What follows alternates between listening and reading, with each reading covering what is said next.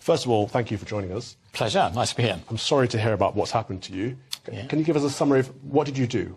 Yeah, well, quickly. Obviously, I had this account for 17 years, and YBS have been a very good provider of managing my money for that long period.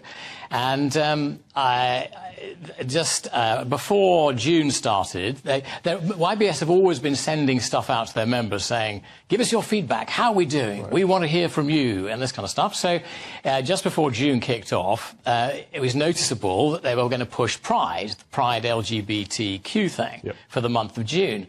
So I thought, well, okay, I'll give them some feedback. And so that's what I did. I wrote in there on their portal just a couple of paragraphs. It really wasn't a very substantial thing, saying really 2 points. One was, isn't this a bit of a waste of your energies? Because primarily you're there to manage money, not do social engineering.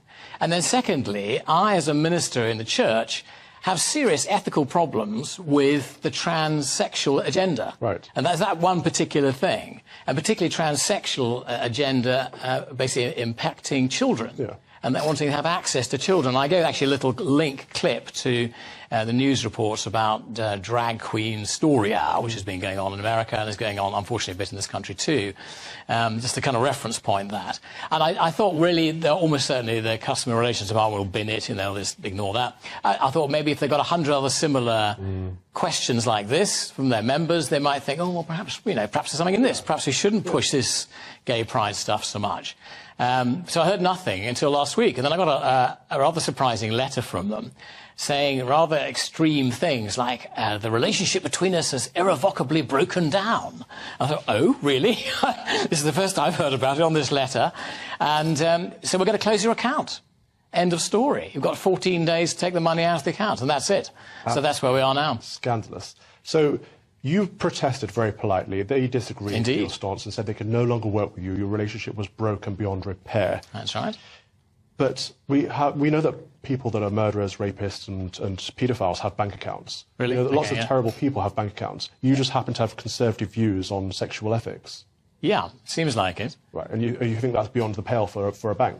Well, I don't think so. I say, somebody said to me, if they're going to be that picky about the values and worldview of their customers, of their 3 million customers or what they have, they weren't going to end up with very many left. People are going to leave, because that's the whole thing about genuine diversity, the diversity of opinion. We all have different views, and we're allowed to express them. This is Britain. So how does that work practically? You've had a 2-week period to move your money to another bank. Well, I haven't moved it yet. Right. The 2-week period finishes on Thursday, I think, next week.